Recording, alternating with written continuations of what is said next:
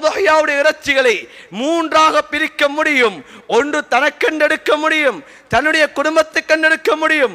மூன்றாவது பகுதியை ஏழை எளியவர்களை தேடி சென்று கொடுக்க வேண்டும். அன்பான சகோதரர்களே, இன்று உதஹியாவுடைய காலம் வந்துவிட்டால் செல்வந்தர்களுடைய வீடுகளிலே இன்று குளிர் சாதன பட்டிகளிலே இறைச்சிகள் இன்று அது நிறைந்து காணப்படுகிறது.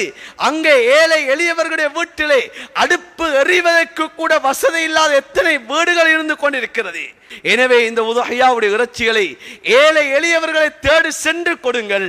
அவர்களுடைய அந்த உள்ளங்களை சந்தோஷப்படுத்துங்கள். அல்லாஹ் உங்களுடைய அமல்கள் மூலமாக அல்லாஹ் சந்தோஷப்படுவார்.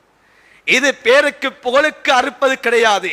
நான் 2 மாட்டை கொடுத்தேன், என்னுடைய வீட்டிலே 100 பேர் முன்னால் நின்றார்கள் என்று இன்று பெருமைப்படுவதற்கு உதஹியா கிடையாது. உதஹியா மூலமாக பெருமை அடிப்பது கிடையாது. நான் இந்த வருடம் 2 மாடு கொடுத்தேன், இந்த வருடம் நான் 3 மாடு கொடுத்தேன். என்னுடைய வீட்டுக்கு முன்னாலே இன்று 100-150 பேர் ஏழைகள் நின்றார்கள் என்று சொல்லி 4 பேர் பேசுகிறார்கள். இந்த ஆஜியாருடைய வீட்டிலே உதஹியா கொடுக்கப்படுகிறதாம், அங்கே சனத்தொகை காணப்படுகிறது என்பதா பேச வேண்டும் என்பதற்காக உதஹியா கொடுப்பது கிடையாது. அல்லாஹ்வுக்காக உதஹியா கொடுக்க வேண்டும். அல்லாஹ்வுக்காக உதவியா கொடுக்க வேண்டும். ஏழை எளியவர்களை நாம் தேடி சென்று கொடுக்க வேண்டும்.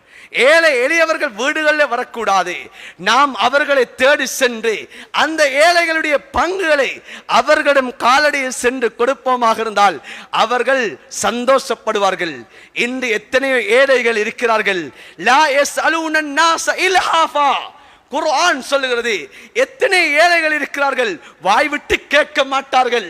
அன்பான சகோதரர்களே, பெரியார்களே, இன்று நாம் நோன்பை நோட்டிருக்கிறோம்.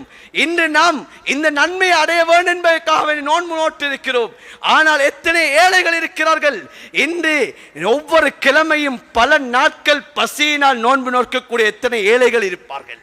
அவர்களிடம் தேடி சென்று இந்த உதஹியாவை நிறைவேற்றுவோம், அவர்களுக்கு கொடுப்போம்.